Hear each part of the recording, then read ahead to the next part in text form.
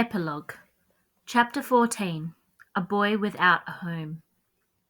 Having spent so many years in near isolation at the top of the Ober Salzberg, Peter struggled to adjust to life in the Golden Mile camp near Remagen, where he was taken immediately after his capture.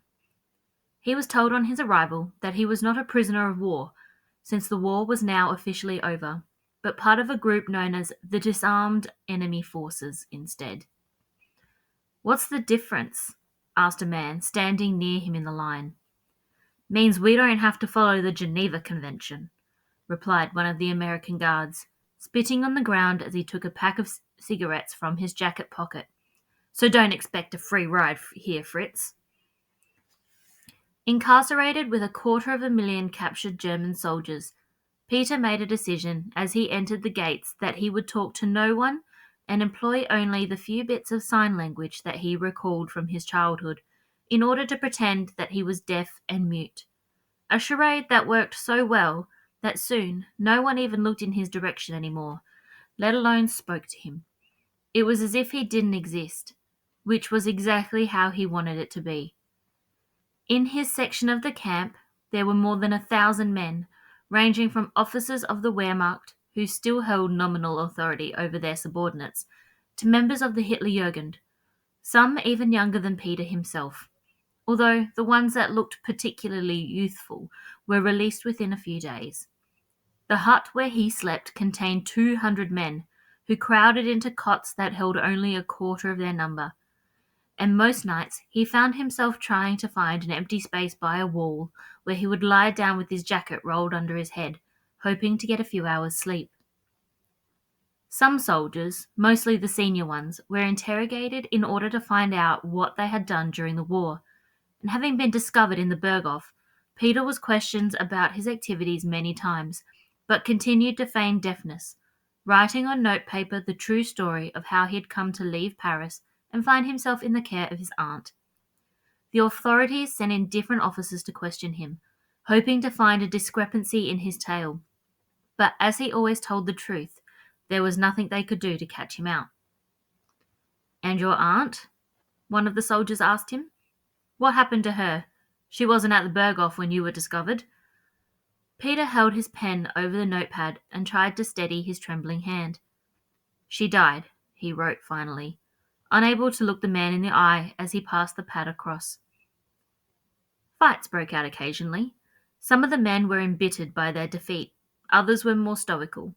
One evening, a man who Peter knew from the grey woolen Fliegermütz side cap he wore, had been a member of the Luftwaffe, began denouncing the National Socialist Party, sparing nothing in his contempt for the Führer, and an officer from the Wehrmacht marched over and slapped him across the face with his glove, calling him a traitor, and the reason they had lost the war. For 10 minutes, they rolled about on the floor, striking each other, kicking and punching, while the other men formed a circle around them, cheering them on, excited by the brutality which came as a relief against the tedium of the Golden Mile. In the end, the soldier lost to the airmen, and a result that divided the hut. But so severe were both their injuries that by the next morning they had disappeared, and Peter never saw either of them again. Finding himself standing by the kitchens one afternoon, when none of the soldiers were standing guard, he crept in and stole a loaf of bread, smuggling it back to this hut inside his shirt and nibbling on it throughout the day, his stomach growling in delight at this unexpected offering. But he had only eaten half of it before an Oberlieutenant, a little older than him, noticed what he was doing and came over to take it from him. Peter tried to fight him off, but the man was too strong for him, and eventually he gave up, retreating to his corner like a caged animal. Aware of a stronger aggressor, trying to clear his head of all thoughts. Emptiness was the state he longed for. Emptiness and amnesia. From time to time, English-language newspapers would circulate between the huts, and those who could understand them would translate, telling the gathered men what had been taking place in their country since their surrender. Peter heard how the architect, Albert Speer, had been sentenced to prison, how Leni Riefenstahl, the lady who had filmed him on the terrace of the Berghof during Eva's party, claimed to have known nothing of what the Nazis were doing, but was being held in various French and American detention camps nevertheless. The Obersturmbannführer, who had once stood on Pierre's hand in Mannheim Station, and had subsequently come to the Berghof with his arm in a sling to take control of one of the death camps, had been captured by the Allied armies, and went with them without complaint. Of Herr Bischoff, who had designed the camp and in his so-called zone of interest, he heard nothing. But he learned how the gates had been opened to Auschwitz, Bergen-Belsen, and Dachau, and Buchenwald and Ravensbrück, as far east as Jasenovac in Croatia, and as far north as Bredtvet in Norway, and to the south in Siemiste in Serbia, and how the inmates had been released to return to their shattered homes, having lost parents, brothers, sisters, uncles, aunts, and children. He listened intently as the details of what had gone on in these places were revealed to the world, and grew more numb as he tried to understand the cruelty of which he had been a part. When he couldn't sleep, which was often, he lay staring at the ceiling thinking, I am responsible. And then one morning he was released. About 500 men were brought to the courtyard to be told that they could return to their families. The men looked surprised, as if they suspected it might be a trap of some sort, making their way towards the gates nervously. Only when they were a mile or two away from the camp, and certain they were not being followed, did they begin to relax, at which point they looked at each other, confused by their liberation after so many years of army life, and wondered, what do we do now? Peter spent much of the following years moving from place to place, seeing the destructive signs of the war in the faces of the people and the landmarks of the cities. From Remagen he travelled north to Cologne, where he saw how badly the city had crumbled beneath the bombs of the Royal Air Force. Everywhere he turned, buildings were half destroyed, streets were impassable, although the great cathedral at the heart of Domkloster remained standing in spite of the number of hits it had taken. From there he made his way west towards Antwerp, where he found work for a time at the busy port which stretched along the waterfront, living in the attic room overlooking the Scheldt River.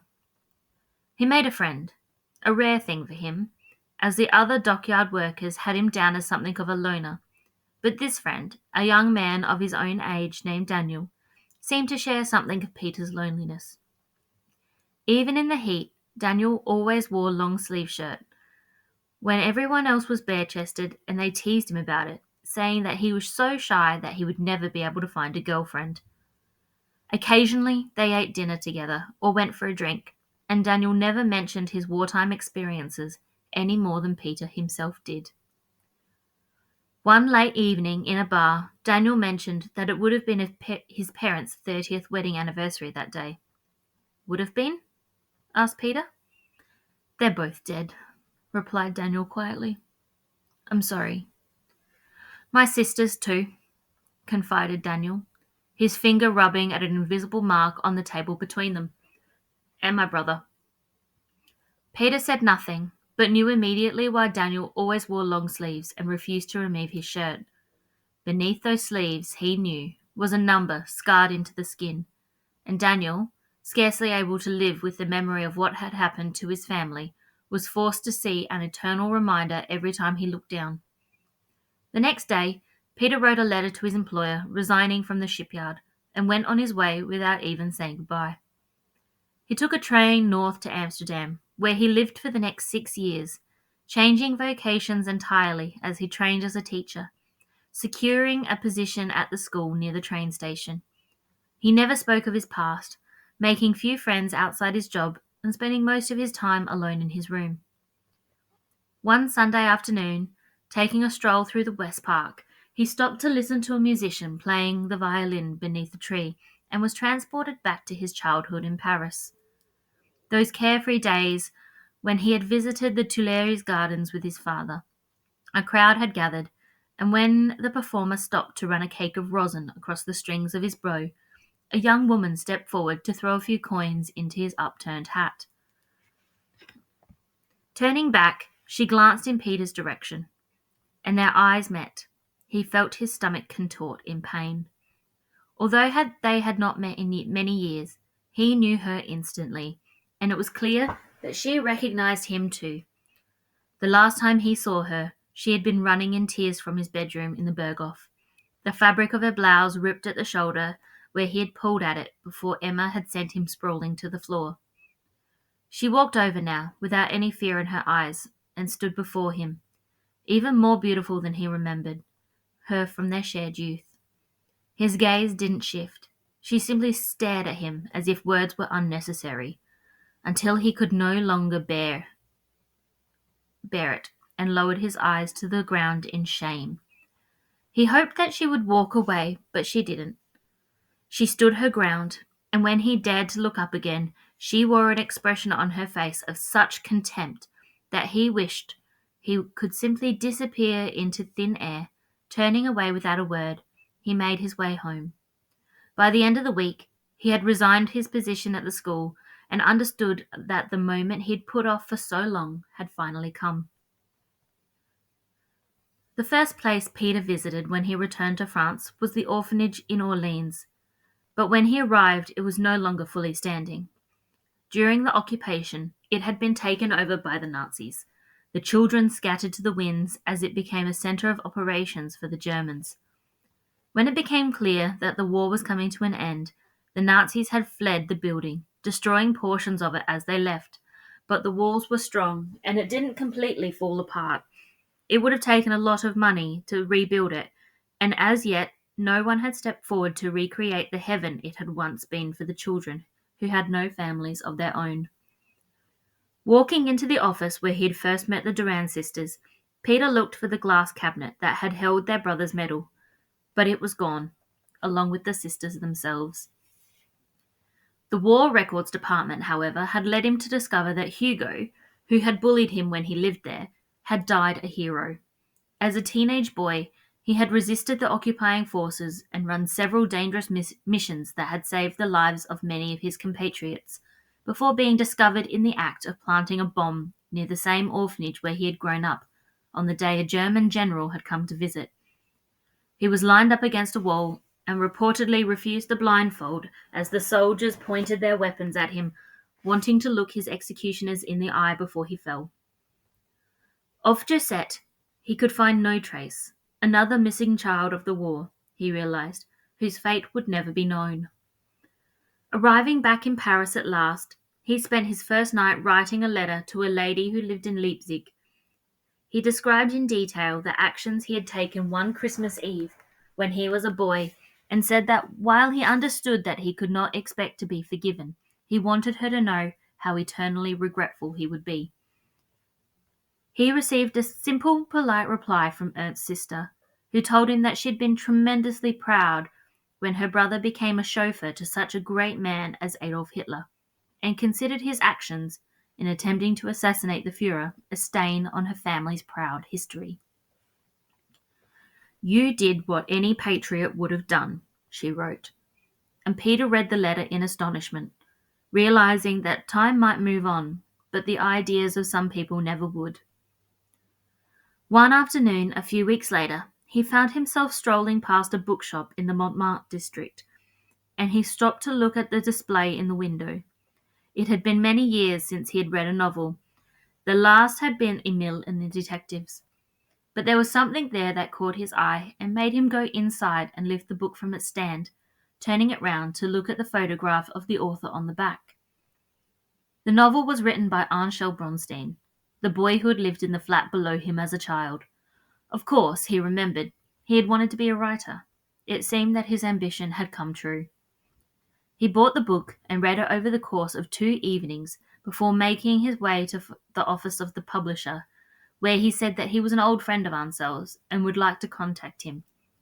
He was given the writer's address and informed that he would probably find him at home, as Mr. Bronstein spent every afternoon there writing. The flat was not far away, but Peter made his way there slowly, worried about the reception that he might receive. He didn't know whether Ansel would be able to listen to the story of his life, whether he would be able to stomach it, but he knew that he had to try. After all, it was he who had stopped responding to Ansel's letters, telling him that they were no longer friends and that he should stop writing to him. Knocking on the door, He didn't even know whether Ansel would remember him. But of course, I knew him immediately. Usually, I don't like it when someone comes to my door while I'm working. It's not easy to write a novel. It takes time and patience, and to be distracted, even for a moment, can lead to the loss of an entire day's work. And that afternoon, I was writing an important scene and was irritated by the interruption. But it did not take more than a moment for me to recognize the man standing at my door, trembling slightly as he looked back at me. The years had passed. They had not been kind to either of us, but I would have known him anywhere. Piero, I signed, using my fingers to make the symbol of the dog, kind and loyal, with which I had christened him as a boy. Ansel, he signed in reply, making the symbol of the fox.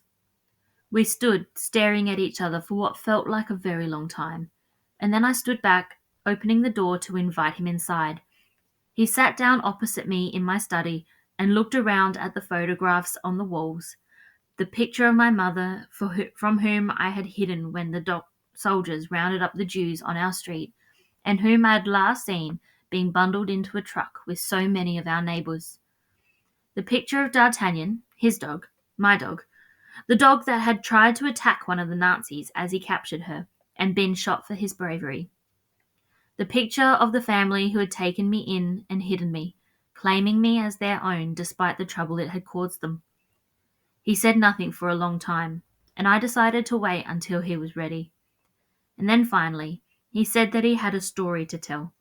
A story of a boy who had started out with love and decency in his heart, but had found himself corrupted by power. The story of a boy who had committed crimes with which he'd have to live with forever. A boy who had hurt people, who loved him, and been a party to the death of those who only ever showed him kindness. Who had sacrificed his right to his own name, and would have spent a lifetime trying to earn it back again. The story of a boy who wanted to find some way to make amends for his actions, and would always remember the words of a maid named Herta, who had told him never to pretend that he hadn't known what was going on, that such a lie would be the worst crime of all.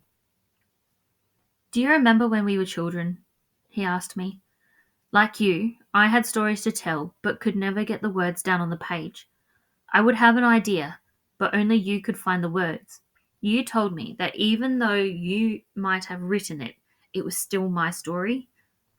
"I remember," I said. "Could we be children again, do you think?" I shook my head and smiled. "Too much has happened for that to be possible," I told him. "But you can tell me what happened after you left Paris, of course, and after that, we shall see." "This story will take some time to tell," Piero told me, "and when you hear it, you might despise me. You might even want to kill me. But I'm going to tell you, and you can do with it what you will.